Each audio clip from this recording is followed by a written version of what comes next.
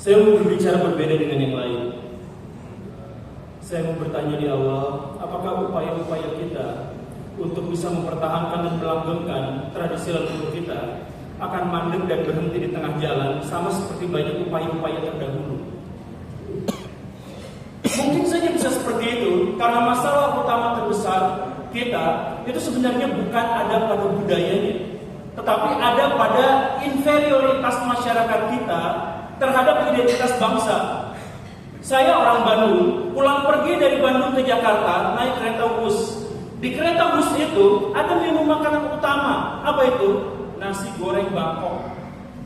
Nasi goreng itu buatan orang-orang Indonesia. Dia adalah resep dan racikan orang Indonesia. Tetapi kita bahkan malu kalau nasi gorengnya tanpa embel-embel asing. Harus ditulis ayam Bangkok di sana. Atau misalkan kita melihat di luar sana, Bapak Ibu silakan datang ke kafe manapun di Jakarta. Lihat menunya. Menunya begitu sulit kita eja. Avocado.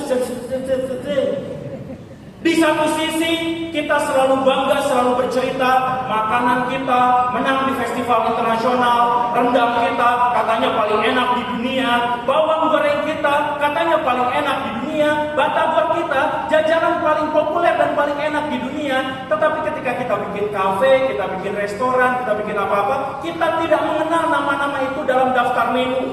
Karena apa? Karena kita inferior. Kita baru merasa bahwa sesuatu bisa laku, bisa dijual kalau merek dagangnya itu asing. Dengan itu semua, maka saya bertanya, kalau misalkan ada upaya untuk mempertahankan tradisi leluhur kita, ada upaya untuk mempertahankan budaya kita, siapa yang mau mempertahankannya? Apakah dia akan berhenti di tengah jalan sama seperti yang lain? Dan kalau misalkan kenapa masyarakat kita begitu inferior pada budaya kita, alasan sederhananya, satu di antara sekian banyak alasan adalah pendidikan. Makanya saya mau menagih kepada orang-orang yang mungkin bisa mengaksesnya. Kenapa pendidikan kita justru malah mempertahankan cara pandang kolonial terhadap bangsa Indonesia? Dan akhirnya mengkerdilkan tradisi-tradisi dan kebudayaan Nusantara. Salah satu contohnya bisa saya ambil begini. Waktu saya SD dan kemudian SMP dan kemudian SMA, lalu saya kuliah, saya mendapatkan satu narasi sejarah yang sama, bahwa kebudayaan Indonesia itu didapati ketika ada jalur maritim antara India dengan Cina. Dari India jualan ke Cina, dari Cina jualan ke India, melalui jalur maritim lalu ketemulah Selat Malaka. Maka di situ ada Sumatera, Jawa dan Kalimantan, dan disitulah kebudayaan awal mula Indonesia itu ditemukan. Maka kebudayaan Nusantara selalu tercatat pertama kalinya abad 4 atau abad 5 Masehi, tulisan tulisan huruf Pallawa bahasa Sanskerta. Fakta itu sebenarnya tidak salah. Yang salah adalah kenapa kementerian tidak pernah menuliskan dalam buku-buku itu bahwa siapa yang bikin jalur maritim itu? Orang Cina? Bukan. Orang Cina baru mengenal tradisi melaut abad ke-15 di zaman dinasti Sung, karena mereka takut Raja Naga Laut Timur akan menghempaskan kapal-kapal mereka. Jadi mereka tidak punya tradisi maritim. Bagaimana dengan orang India? Orang India memuja gunung-gunung, dewa-dewi mereka ada di puncak gunung. Semakin jauh dari gunung, semakin menakutkan karena asyuranya menjadi semakin banyak. Jadi siapa yang menghubungkan India dengan Cina? Penduduk Nusantara, nenek moyang kita, yang tidak pernah dicatat dalam buku-buku sejarah kita. Itu masalahnya. Kita tidak pernah mewariskan tradisi leluhur kita. Kita tidak pernah melestarikan tradisi leluhur kita. Itu masalah utamanya. Makanya di sini ada Kementerian Kebudayaan, ada Menteri Pendidikan.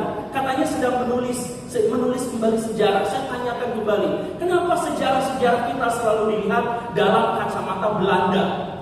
Penjajahan Belanda 350 tahun. Ngomong kosong dari mana itu?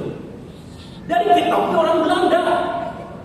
Emang kalau misalkan tradisi kita kuat, leluhur kita kuat, mungkinkah dia bisa dijajah sama sebuah negara yang ukurannya segede Banten sampai 3,5 abad? Enggak. Nah, jadi inferioritas itulah pada akhirnya yang menghentikan segala jenis upaya-upaya kita untuk mempertahankan tradisi-tradisi kita. Akhirnya kita kehilangan arah. Saya ingin menyampaikan di akhir, di seluruh dunia sepanjang sejarah, sebelum peradaban tinggi itu muncul, yang pertama terbentuk itu adalah seni. Orang Eropa, sebelum mereka revolusi industri, sebelum mereka revolusi Prancis, mereka memulai dengan Renaissance, menemukan kembali seni-seni yang telah hilang. Karena apa? Senilah yang mendorong seseorang untuk bisa menemukan motivasi dalam hidupnya.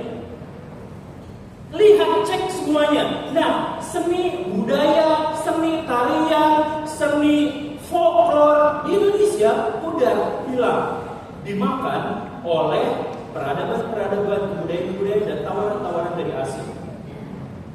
Sekali lagi, kenapa bisa seperti itu? Ya karena kita inferior. Kenapa kita inferior? Karena pendidikan kita, satu di antaranya, karena pendidikan kita memang mengajak kita untuk menjadi inferior.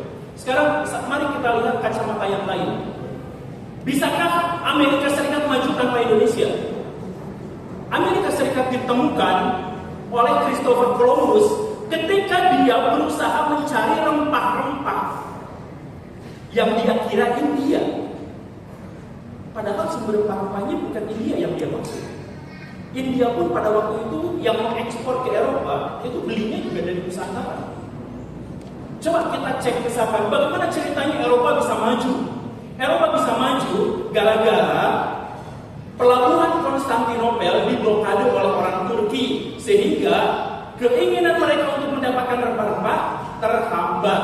Lalu mereka melakukan pelayaran, penjelajahan samudera. Ke mana? Ke wilayah manapun yang bisa menyuplai rempah-rempah. Dan akhirnya mereka bertemulah di Indonesia.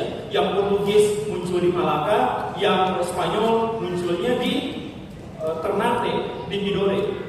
Nah, artinya apa? Balik lagi ke Nusantara. Jadi Nusantara adalah sumber dari kejayaan. Nusantara adalah sumber dan pelopor bagi kekuatan. Kalau selama ini bangsa-bangsa asinglah yang telah memiliki itu, saya minta, saya ajak semuanya yang ada di ruangan ini, mari kita rebut kembali kejayaan bangsa Indonesia. Kejayaan mana Nusantara? Kenapa? Karena ini adalah kebudayaan kita, identitas kita. Assalamualaikum warahmatullahi wabarakatuh.